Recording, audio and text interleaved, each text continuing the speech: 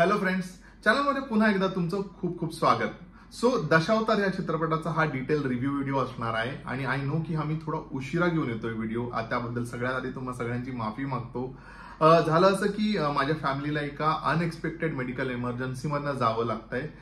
त्यामुळे हा वेळेवर व्हिडिओ आला नाही, पण मी पटकन एक छोटासा व्हिडिओ बनवून प्रयत्न केला होता की तुमच्यापर्यंत तो रिव्ह्यू पोहोचवण्याचा.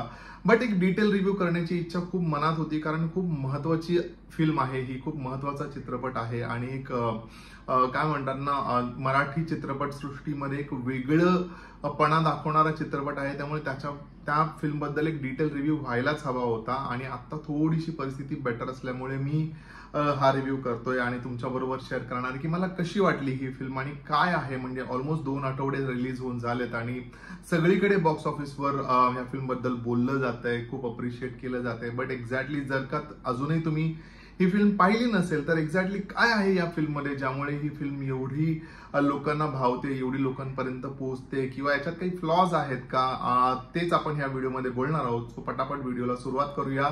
चॅनलला सबस्क्राईब केलं नसेल तर प्लीज प्लीज प्लीज चॅनलला लगेच सबस्क्राईब करून टाका. लगेच सुरू करूया.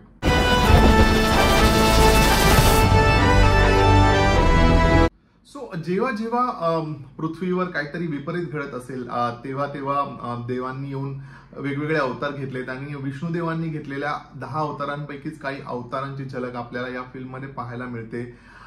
बेसिकली बाबुल मेस्त्री हे कॅरेक्टर आहे जे सेंट्रल कॅरेक्टर आहे आणि त्याच्याबद्दल पुढे डिटेलमध्ये बोलतोच.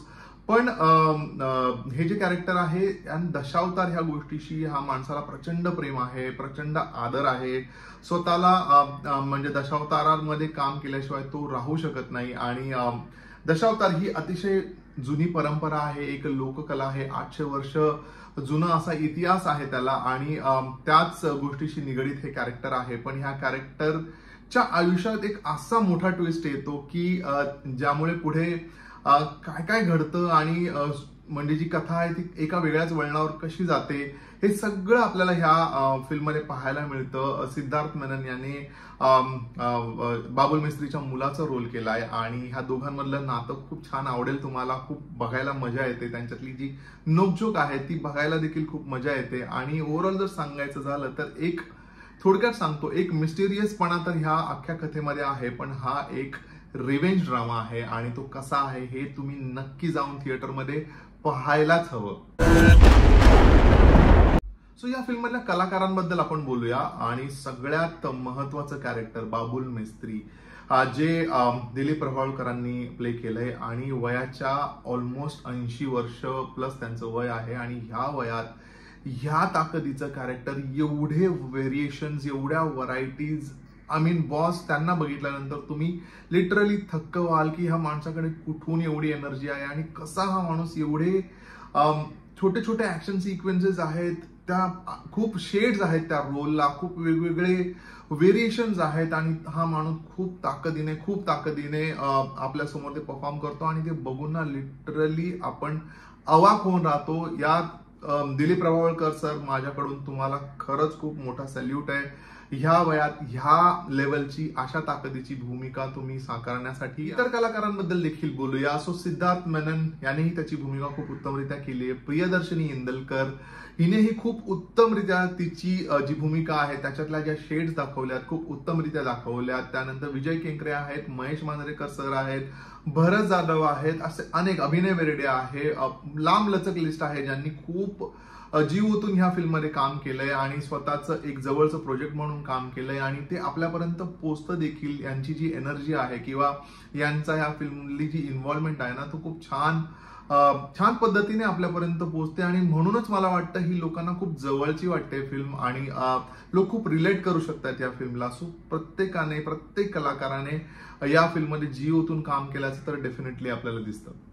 ए.व्ही. प्रफुल्लचंद्रने केलेलं म्युझिक, ज्याच्याबद्दल मी अनेक वेळा बोललोय आणि पुन्हा बोलतो की फिल्मचं अतिशय महत्वाची जी गोष्ट असेल, फिल्मला जी अपलिफ्ट करते, ते ए.व्ही. प्रफुल्लचंद्रने केलेलं उत्तम दर्जाचं बॅकग्राऊंड म्युझिक आणि 2 गाणी जी आपल्या सगळ्यांच्या मनावर ऑलरेडी राज्य करतायत, ऋतुचक्र आणि रंगपूजा.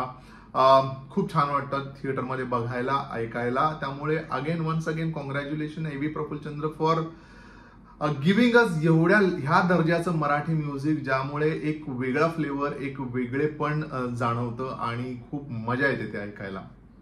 उत्तम सिनेमॅटोग्राफी ही ह्या फिल्मची एक आणखीन जमेची बाजू आहे, ज्यामुळे ना कोकण ज्या प्रकारे एवढ्या छानपणे शूट केला, एवढं छान कोकण दाखवलंय, एक एक गोष्ट कॅमेऱ्याने ह्या वेगळ्या पद्धतीने टिपली गेली ना, ती थेट यार आपल्याला त्या कोकणात घेऊन जाते. आणि त्यामुळेच फिल्मची सिनेमॅटोग्राफी आहे ना, खूप उजवेपण आहे त्याच्यामध्ये, खूप ह्या फिल्मसाठी खूप महत्वाचा ऍस्पेक्ट आहे तो. त्यामुळेच फिल्म अगेन एक कंबाईन एफर्ट्स आहेत प्रत्येक डिपार्टमेंटचे, आणि म्हणूनच हा एक खूप छान प्रोजेक्ट झालाय. वेल, ह्या फिल्ममध्ये काही निगेटिव्ह नाही आहेत का, तर डेफिनेटली आहेत. निगेटिव्ह पॉइंट्स बद्दल जर का बोलायचं झालं ना, तर मी असेही कॉमेंट्स ऐकल्यात किंवा असेही रिव्ह्यूज ऐकले ज्यामध्ये म्हटलं जाते की फिल्म ही एक्झिक्युशन मध्ये कुठेतरी कमी पडते. पण माझा जर का पर्स्पेक्टिव्ह बघायचा झाला ना, जसं मी माझ्या आधीच्या व्हिडिओजमध्ये म्हटलं की मी खूप सिम्पथाइज करून किंवा खूप फिल्मच्या ओव्हरऑल विचार करून मी माझा रिव्ह्यू असतो. आणि जर मला विचाराल तर मला वाटतं की मराठी फिल्म आहे, मराठी फिल्मला तेवढं हवं तेवढं बजेट मिळत नाही, आणि जेवढं बजेट दिलं गेलं असेल ना, त्यामध्ये मला वाटतं एक्झिक्युशन वाईज थोडेसे फ्लॉज सोडता खूप छान एक्झिक्युशन केलं गेलं आहे.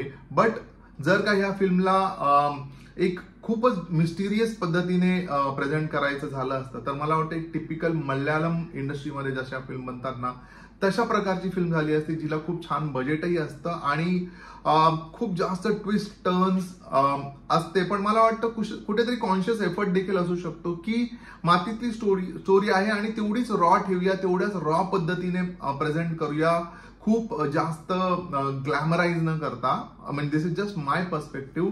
बट ओव्हरऑल जर आपल्याला बघितल्यानंतर ना, ही फिल्म आपल्याला भिडते, आणि मला वाटतं त्याहून जास्त काही असणं गरजेचं नाहीये. तो निगेटिव्ह पॉइंट्स आहेत, पण मराठी चित्रपटसृष्टीमध्ये एक वेगळेपण, एक वेगळा विषय, एक वेगळं कथानक घेऊन कोणी येत असेल आणि ह्या लेवलला प्रेझेंट करत असेल, तर मला वाटतं आधी आपण अप्रिशिएट करायला पाहिजे.